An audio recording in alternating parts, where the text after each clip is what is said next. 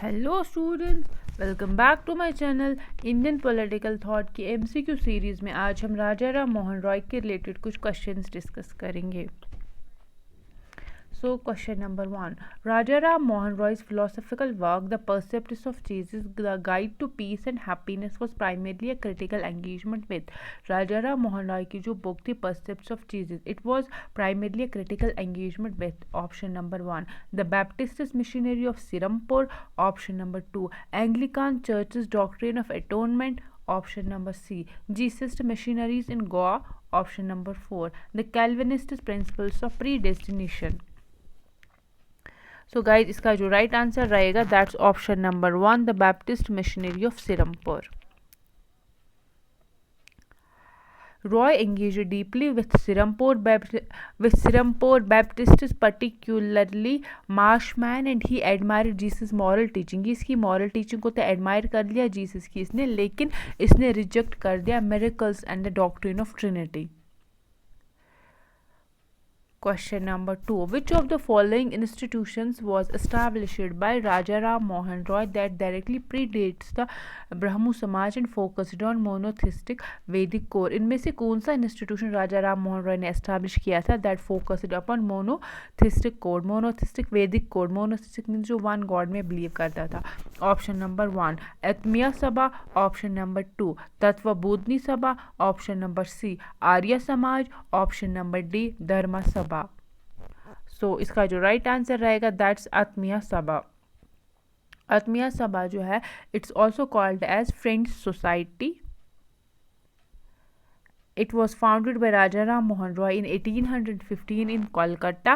It was a philosophical discussion circle था जो debate करता था मोनोथिज्म के रिलेटेड, सोशल रिफॉर्म्स के related and criticised ideology. It is considered the direct precursor to the Brahmo Samaj which was established in 1828. इसको consider किया जाता है precursor to the Brahmo Samaj जो कि establish हो गया था 1828 में. Question number 3. Raja Ram Mohan Roy's vehement opposition to the press regulation of 1823 was based on the ground that Raja Ram Mohan Roy का जो opposition था किसके towards था? press regulation of 1823 वो क्यों था? Option number 1 it imposed a heavy tax on the newspaper publishers. इसने newspaper publishers पे हैवी टैक्स इम्पोज किया था. Option number 2 curtailed the freedom of press and violated natural justice. इसने freedom of press को curtail कर दिया था. Option number C required all publications to be approved by East India company. सभी publications को approve होना चाहिए था ईस्ट इंडिया कंपनी से. Option number D banned the publication of any material critical of Hinduism. या फिर जो हिंदुइज्म के रिलेटेड जो भी मटेरियलिज्म का क्रिटिकल था उसको बैन कर लेना. इसका जो राइट आंसर रहेगा that's option number B curtailed the freedom of the press and violated natural justice. इस वजह से राजा राम मोहन रॉय ने प्रेस रेगुलेशन ऑफ 1823 को क्रिटिसाइज किया था, इसको अपोज किया था. 1823 regulation required a licence for starting a press. Press को स्टार्ट करने के लिए एक लाइसेंस चाहिए होता था which could be easily revoke, जिसको ईजिली रिवोक भी कर सकते थे. And Roy submitted a petition to the Supreme Court. और उसी के रिलेटेड रॉय ने सबमिट कर दी एक पिटिशन सुप्रीम कोर्ट के, arguing that it was a arbitrary act and it violated the principle of liberty and the rights of the fellow citizens.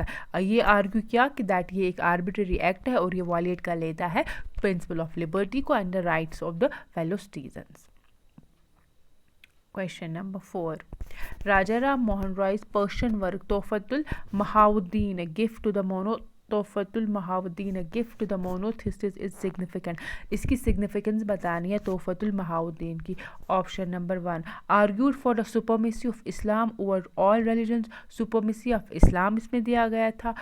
Option number 2 served as a player for the British to colonise the India for its betterment. या फिर British को to colonise the India. Option number C criticise religious superstition and ritualism across all faiths while advocating for the universal rational theism. या तो फिर इसमें से मतलब जो रिलीजियस सुपरस्टिशन से उसको क्रिटिसाइज किया था. Option number D was a direct translation of the Upanishads for the Muslim audience. या तो फिर ये डायरेक्ट ट्रांसलेशन थी उपनिषदा की फॉर द मुस्लिम ऑडियंस. इसमें जो आंसर रहेगा that's option number C it criticise the religious superstitions and ritualism across all faiths. Written in 1803 to 4, this early work demonstrates Roy's core philosophy. ये रॉय की core philosophy इसमें दी गई है. He criticized the adherence to blind adherence to religious thought, religious authority, and the prevalence of the superstitions. The prevalence of the superstitions in all the religions को criticize करता है. And he argued for the universal rational belief in one God based on the reason and not on the claims of the prophets or holy books. Question number 5. Raja Ram Mohan Roy's appointment as an ambassador of the Mughal Emperor II. Mughal Emperor II ने राजा राम मोहन रॉय को एक ambassador बनाया था to the Great Britain. उसको Great Britain भेजा था. Was primarily for the purpose of, उसका purpose क्या था? Option number 1, negotiating a treaty to restore the Mughal empire's former glory. Mughal empire की जो फॉर्मर ग्लोरी थी उसको रिस्टोर करने के लिए. Option number 2, seeking an increase into the emperor's pension from the British East India company. Emperor का pension बढ़ाना था from the British East India company. Option number C, presenting a legal appeal against the actions of the British residents in Delhi. Option number D, lobbying for the introduction of English education across the India. या तो फिर introduction of English education के लिए था. इसका जो answer रहेगा that's option number B. इसको अकबर सेकंड ने भेजा था लंदन. किसको? राजा राम मोहन राय को अकबर सेकंड ने भेजा था London to persuade the British government to increase its pension and to ensure its smooth payment. The title Raja was conferred. और उसी टाइम पे टाइटल राजा जो इसको दिया गया था मुगल एम्परर ने for his diplomatic mission. Question number 6. Beyond Sati, Raja Ram Mohan Roy campaigned against other specific form of operation targeting widows. एक तो राजा राम मोहन रॉय ने abolish कर दिया सती और उसके बाद इसने कुछ और campaign भी start कर दी थी against the specific form of operation targeting widows. Option number 1, the practice of widow remarriage. Option number 2, the enforced tonsure of widows मतलब shaving of head. Option number C, denial of property rights to widows. Option number D, the ban on widows attaining religious ceremonies. So इसका जो right answer रहेगा that's option number C, denial of the property rights to widows. Yes, Roy was a strong advocate for the rights of the Hindu widows, particularly their right to inherit the property. He argued that the prevailing laws left them destitute and entirely dependent on the mercy of the male relatives. इसने किसके लिए advocate कर दिया था? Women की property rights की, क्योंकि इनको जब प्रॉपर्टी राइट्स नहीं मिलते हैं तो ये एंटायरली डिपेंडेंट होते हैं on the male relatives, which was a grave injustice. Question number 7. Raja Ram Mohan Roy's foundational theological argument against sati was that it. Raja Ram Mohan Roy का जो argument against sati था वो क्या था? Option number 1, was not sanctioned by the original authoritative Hindu scriptures. Option number 2, was a barbaric practice that had no place in civilized society. Option number C, was economically disastrous for the families involved. Option number 4, was explicitly forbidden in Manusmriti. इसका जो answer रहेगा that is option number 1, was not sanctioned by the original authority. तो कुछ लोगों ने तो सती को इस बात पे जस्टिफाई किया था कि दैट इसको ये इंक्लूड किया गया है हिंदू स्क्रिप्चर्स में, लेकिन it was not sanctioned by the original Hindu scriptures. ये आर्गुमेंट दिया था राजा राम मोहन राय ने against Sati.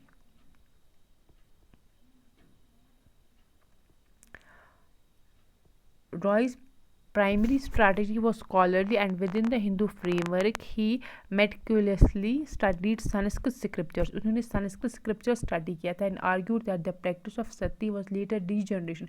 He differentiated between the ancient monotheistic Vedanta and the subsequent Puranic texts that promoted idolatry and practice like sati. He showed that the Vedas and the early Smritis did not command it. इसने इसमें दिखाया था कि that ये बोल रहे थे कि that जो इन्होंने early texts पढ़े उससे इनको realize हो गया कि that जो ये थे smritis it did not command it but only permitted under extreme strict and the rare conditions. Okay, इसमें परमिट कर दिया था सिर्फ strict and the rare conditions में. Question number 8. Which prominent British utilitarian philosophy and MP was a close associate of Raja Ram Mohan Roy in London and supported his causes? कौन सा British utilitarian philosopher इसको सब close associate Raja Ram Mohan Roy का था? Option number 1 John Stuart Mill, option number 2 Jeremy Bentham, option number C Macaulay, option number 4 James Mill. So the answer is utilitarian philosopher Germany Bentham.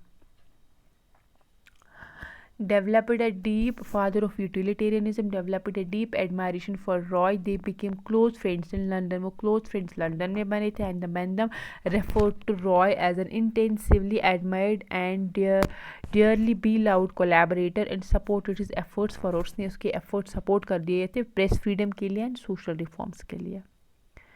Question number 9. Raja Ram Mohan Roy stands on the introduction of English education in India. Introduction of English education पे Raja Ram Mohan Roy का क्या stand था? Option number 1 should be rejected as it would lead to the corruption of Indian rule. Reject कर लो. Option number 2 was necessary as a temporary measure until the Indian languages could be modernized. ये necessary था तब तक जब तक Indian languages modernize हो जाएंगी.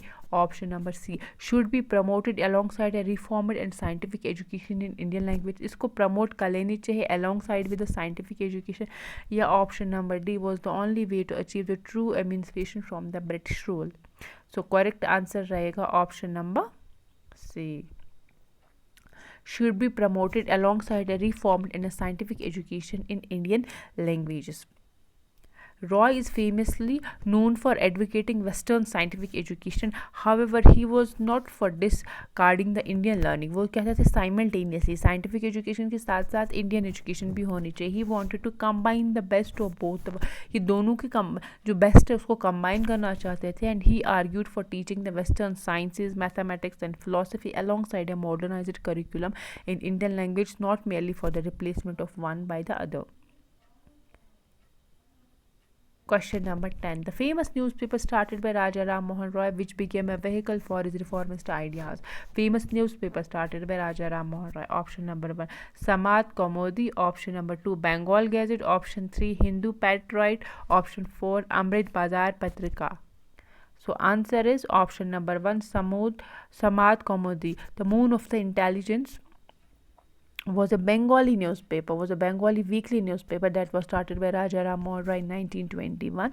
It was a powerful platform for him to publish his ideas on, और उसके ज़रिए वो अपने ideas on social reforms, religious tolerance, modern education के ज़रिए जो है अपने ideas को articulate करते थे.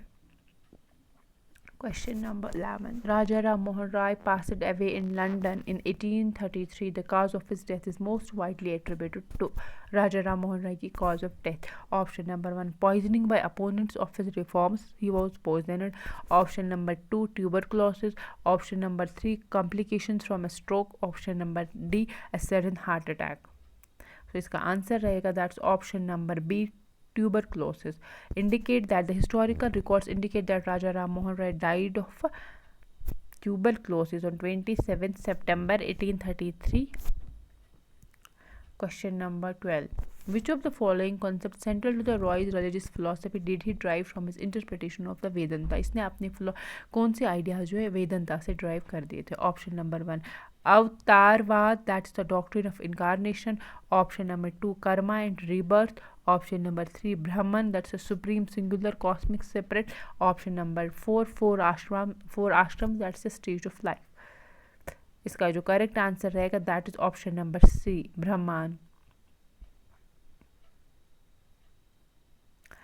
The core of the Roy's theological belief was a strong Unitarian monotheism. He found his ideas in the Upanishads idea of Brahman. इसने उपनिषदा का आइडिया जो ब्रह्मांड था वहाँ से ले लिया था. That's a formless singular ultimate reality. He rejected the पुराने कॉन्सेप्ट ऑफ मल्टीपल गॉड्स. ये मोनोथिज्म इसका सेंट्रल कॉन्सेप्ट था. ये जो मल्टीपल गॉड्स है इसको रिजेक्ट कर लेता था.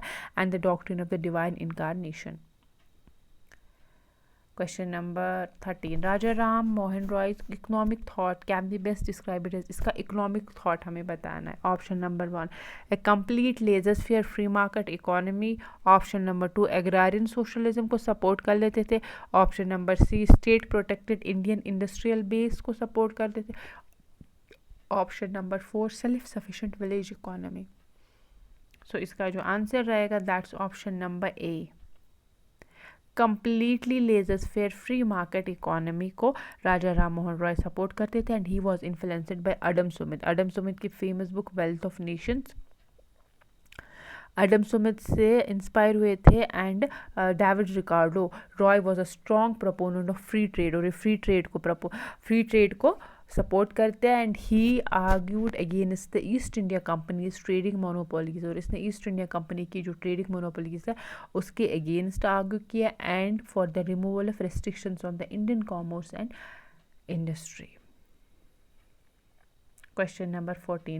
Anglicist to Orientalist controversy in Indian education saw Raja Ram Mohan Roy firmly siding with the, जब English to Orientalist controversy चल रही थी कि दैट यहाँ पे वर्निकुलर लैंग्वेज चलेंगे या फिर इंग्लिश एजुकेशन जो है वो प्रमोट करनी चाहिए, वेस्टर्न एजुकेशन प्रमोट करेंगे या फिर जो वर्निकुलर लैंग्वेज है वो, तो इसमें से Raja Ram Mohan Roy firmly siding with the option number 1, Orientalists who favored the traditional Indian and Arabic learning. Option number 2, Anglicists who favored instructions in Western science in English. Option number 3, vernacularists who favored modern education in local language. Option number C, he remained neutral, seeing the merits in both sides. सो इसका जो answer रहेगा that's option number B, he Raja Ram Mohan Roy wrote a letter to the, option number B इसका right answer रहेगा। That's वो English को favour कर रहे थे, favour the instruction in western sciences in English. Raja Ram Mohan Roy wrote a letter to the Lord Amherst in the 1823 criticizing the government's plan to establish a Sanskrit college. उन्होंने letter लिखी थी Armstrong, किसको, Lord Armstrong, और उनको criticise कर दिया किसके लिए, to establish a Sanskrit college, and he argued that public fund should be spend on teaching mathematics, natural philosophy, chemistry and other useful sciences from the Europe rather than on grammatical niceties and metaphysical distinctions of Indian languages. This aligned with the Anglist position. Which prestigious academic institution elected Raja Ram Mohan Roy as a member during his stay in England?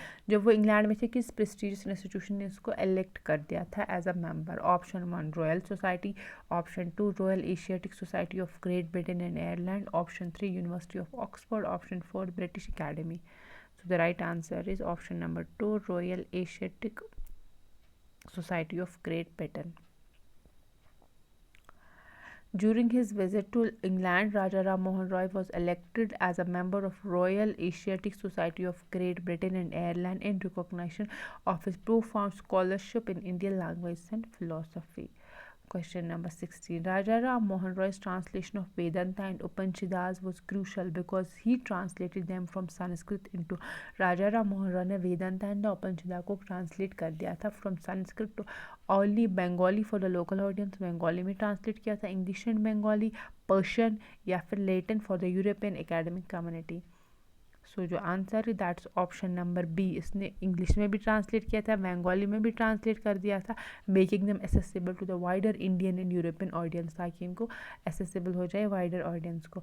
Roy translated Vedanta सारा 1815 में translate कर दिया था, ईशा उपनिषद को 1816 में, and केना उपनिषद को 1816 में into Bengali, both Bengali and English में ट्रांसलेट कर दिया था। This dual translation was strategic, it made the philosophical core of Hinduism, इसकी वजह से कोर ऑफ हिंदुइज्म जो वो एसेसिबल इंडियंस के लिए भी हो गई, और where accessible to the Indians who were losing the touch with the Sanskrit, जो संस्कृत से they were losing the touch with Sanskrit and presented a rational and a superior image of Hinduism.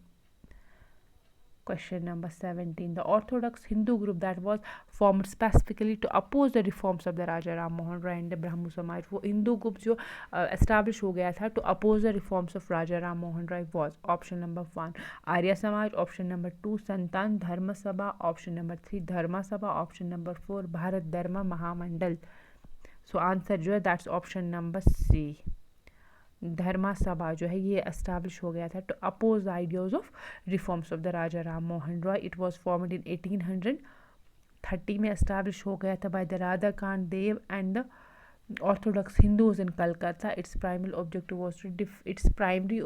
Was to defend the traditional Hindu के customs systems को defend करने के लिए, और राजा राम मोहन राय की जो आइडियाज़ है रिफॉर्म्स प्रैक्टिस जो है उनको क्रिटिसाइज करने के लिए।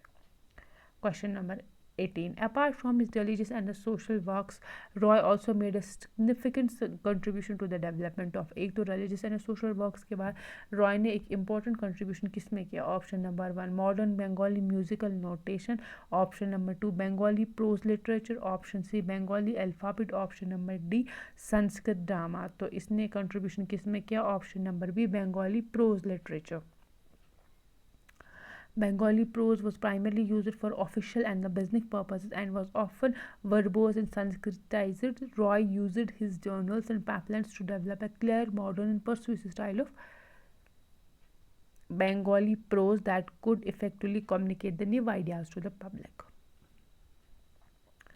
Question number 19. Raja Ram Mohan Roy's vision from the Brahmo Samaj was deeply influenced by the intellectual currents of Raja Ram Mohan Roy का जो vision था Brahmo Samaj का, it was influenced by option number 1 European Romantic movement, option number 2 Islamic Sufi tradition, option C European Enlightenment and Unitarian Christianity, option D Buddhist principles of non-violence. So it was influenced from option number C, that's a European Enlightenment and Unitary Christianity. Roy's ideology was a unique synthesis. While its roots were the Vedanta, its expression was highly. इसके roots कहाँ पे थे? इसके roots तो वेदांता थे, लेकिन it was shaped by the enlightenment values of the reason, individualism and religious tolerance. As his interaction with a Unitarian Christian provided a parallel model for a rational theistic religious reinforcing his own ideas. Question number 20. The title Raja was officially conferred upon the Raja Ram Mohan Roy. किसने title Raja दे दिया था? Option number 1 British East India company for his services to administration. British East India company ने Mughal emperor Akbar second for his diplomatic mission. Option number C the people of Bengal is a mark of respect. Bengal के लोगों ने दिया था. Option number D Brahmo समाज as it's founding head. सो इसका answer जो है ये हमने ऑलरेडी इससे पहले ही पढ़ा था, that is the Akbar. Mughal emperor Akbar second ने दे दिया था for his diplomatic mission. The title Raja was bestowed upon him by the Mughal Emperor Akbar II around 1830. कब दिया था? अकबर सेकेंड ने दिया था when he was appointed to represent the emperor's case in London regarding the increase in pension. So guys ये थे आज हमारे क्वेश्चंस राजा राम मोहन राय के रिलेटेड. वीडियो पसंद आया हो like share and subscribe channel को ज़रूर कीजिएगा.